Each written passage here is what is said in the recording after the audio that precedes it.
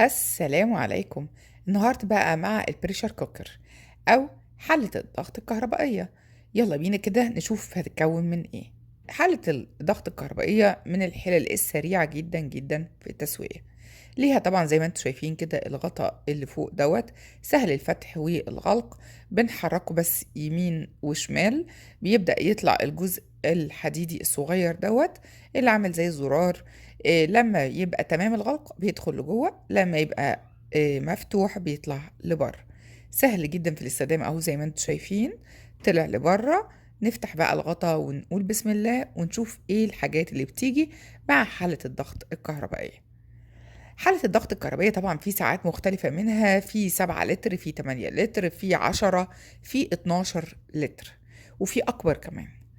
اول حاجه عندي وهي زي ما انتم شايفين كده الجزء الستانلس دوت، وبيبقى مخرم ودوت علشان ممكن نسوي حاجات على البخار، او ممكن نعمل بقى تسويه حاجات تانية زي المندي والحاجات دي، سواء لحمه او فراخ. بيجي معاها كيس كده متكون جواه 3 حاجات. اساسي طبعا هو سلك الشحن الخاص بحلة الضغط الكهربائية. وطبعا كونتينر كده صغنن عشان نحط بيه اي سوائل، سواء اذا كانت الميه او زيوت او كده. وبيجي معاه معلقه، المعلقه دي بتبقى بلاستيكيه بس مقاومه للحراره.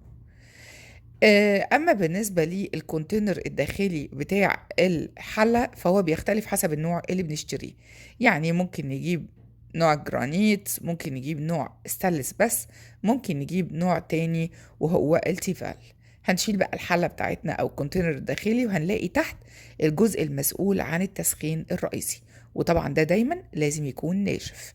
احنا بنتعامل مع الكهرباء، فلازم الجزء ده يكون ناشف جدا. هنحط بقى الكونتينر بتاعنا او الحله بتاعتنا اللي بنسوي فيها متدرجه تدريجات كده لتريه، وده علشان كميه السوائل اللي بنحطها نبقى عارفينها، او كميه الاكل والماكسيمم بتاعها والمينيمم بتاعها. يعني اقل كميه اقدر احطها واكتر كميه اقدر احطها للتسويه. هستخدم بقى دلوقتي سلك بتاعي بتاع الباور.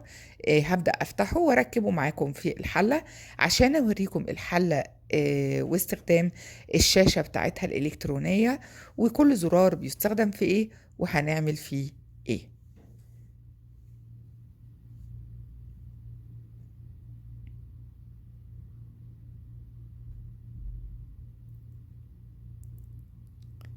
مدخل الباور من ورا يا جماعة، فهننزل الحلة كده ونركب المدخل بتاعنا بتاع الباور. هو يعني باور ثلاثي.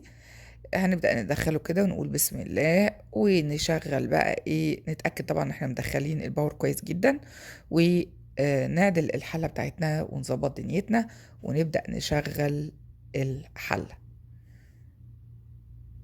بص يا جماعة، أول ما أنا شغلتها كده في عندي أول زرار فوق على الشمال وهو بتاع التشغيل والإلغاء أو الإيقاف.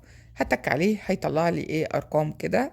طبعا كل زرار من الزراير دي مكتوب عليه نوع الوجبة أو نوع الوصفة: دجاج، لحم، عيش، رز. كل واحد بيطلع بالتايم بتاعه. يعني أنا بس لو تكيت عليه خلاص هي هتشتغل الحلة على التسوية بتاعة الحاجة ديت بكل بساطة وسهولة زي ما انتم شايفين. وهيكتب لي بي كده في الاول، معناها ان في هيبدا يشتغل على البريشر، يعني هيشتغل على الضغط. هوريكم بقى الموجب والسالب دول علشان ازود واقلل في التوقيت بتاعي اللي انا محتاجاه لكل وصفه. يعني مثلا طبعا حسب الكميه اللي انا حطاها، حسب كمان ما هتختلف التوقيت بتاع كل وصفه. طبعا زي ما انا قلت لكم ان دي زي شبكه ستانلس كده، بحط عليها ممكن الخضار من فوق. لو انا هعمل خضار سوتيه بحط عليها اللحمه بتاعتي بتاعت المندي، بتاعت الدجاج، بتاعت الكابس، بتاعت الكيكس، كاب كيكس، اي حاجه من الحاجات دي، بحيث ان انا اقدر اعمل تو ليفلز في الحله واقدر اسوي تسويتين. هوريكم بس التركيب بتاعها. بتتركب بكل سهوله، هي في زي خط كده رفيع جوه الكونتينر عشان تقف عليه. سهلة الاستخدام. هنبدأ طبعا نقفل كده الغطا بتاعنا، وهنجيبه على الورب كده بعيد عن اللوك بتاعنا، وبعدين أبدأ ألفه في اتجاه اللوك. هتلاقوه اتقفل والزرار زي ما اتفقنا دخل لجوه. طبعا أثناء تشغيل الحلة ممنوع لمس الجزء الاستانلس اللي فوق بتاع الغطاء بتاع الحلة. اللي أنا باشاور لكم عليه ده دلوقتي ده بتاع البخار أو مسؤول البخار. مبسم البخار لازم يكون زي ما أنتم شايفين كده في المنتصف، لو جه يمين أو جه شمال مش هتشتغل الحلة بالبخار، هتشتغل حلة كهربائية عادية ممكن نستخدمها زي أي حلة بس بالكهرباء. يبقى تمام، هيبقى المبسم بتاعنا في السنتر بتاعي في النص كده، لو جه زي ما انتم شايفين في الجنب كده البخار اللي جواه هيطلع فمش هيشتغل بالضغط. سهلة الاستخدام فعلا. دايما نظبطها على المنتصف، وقت ما نخلص الاستخدام نبدأ نحرك المبسم بتاعنا على جنب او نسيبها هي تهدى بقى لو احنا مش مستعجلين. زي ما انتم شايفين كده هي جايبة اصفار، لان انا ما دخلتش اي بروجرام، ده اول ما بنبدأ نتك على التشغيل.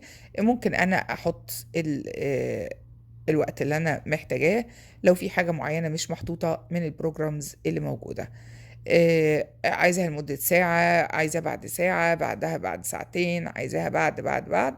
لو حد بيشتغل أو حد عنده مهام معينة ومش فاضي ممكن يظبط التايمر بتاع الجهاز إنه يشتغل بعد فترة معينة.